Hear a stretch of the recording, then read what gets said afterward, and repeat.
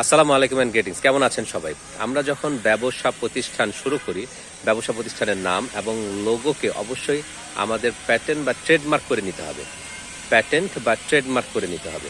Patent বা trademark কি? আপনি যখন আপনার ব্যবসা প্রতিষ্ঠানের নামটি, আপনার ব্যবসা প্রতিষ্ঠানের লোগোটি, নামটি লোগো সহ যখন নিবন্ধিত করেন সরকারিভাবে, সেটা হচ্ছে প্যাটেন্ট এবং ট্রেডমার্ক বলে। একবার যদি আপনি প্যাটেন্ট বা ট্রেডমার্ক করে ফেলেন, তখন আপনার প্রতিষ্ঠানে সেই ট্রেডমার্ক করা নামটি, লোগোটি কেউ আর ব্যবহার করতে পারে না।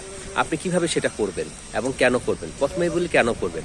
কারণ আপনি অনেক কষ্ট করে চেষ্টা করে একটি প্রতিষ্ঠান দাঁড় করালেন, কিন্তু সেই প্রতিষ্ঠানের নাম এবং লোগো ব্যবহার করে অন্য কেউ যদি সুবিধা পায়, সেটা কখনোই গ্রহণযোগ্য হবে না। এর জন্য আপনাকে প্যাটেন্ট এবং ট্রেডমার্ক করাতে হবে। এর জন্য প্রয়োজন হবে আপনার ট্রেড লাইসেন্স, আপনার জাতীয় পরিচয়পত্র, আপনার পাসপোর্ট সাইজের কপি, ফটোর কপি 4 কপি এবং ইনকর্পোরেশন সার্টিফিকেট। কিন্তু যাদের হচ্ছে প্রোপ্রাইটারশিপ বিজনেস হয়, তাদের ইনকর্পোরেশন সার্টিফিকেট নাও থাকতে পারে, সেটাও এখানে সমাধান করা যেতে পারে।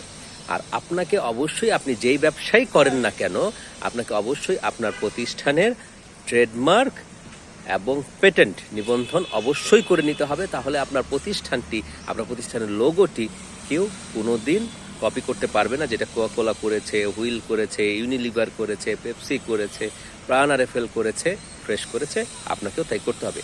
তাই অবশ্যই আপনাকে আপনার প্রতিষ্ঠানের নাম নির্ধারণ করলেন। আমি আপনাদের বলেছিলাম নাম নির্ধারণ করার সময় কি করবেন।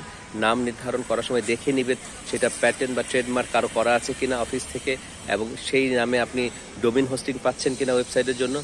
দ্বিতীয়ত, নামটা সিলেক্ট করার পরে লোগোটার ডিজাইনটা সুন্দরভাবে করে ফেলবেন এবং তারপরে ট্রেড লাইসেন্স করে অবশ্যই ট্রেডমার্ক করবেন।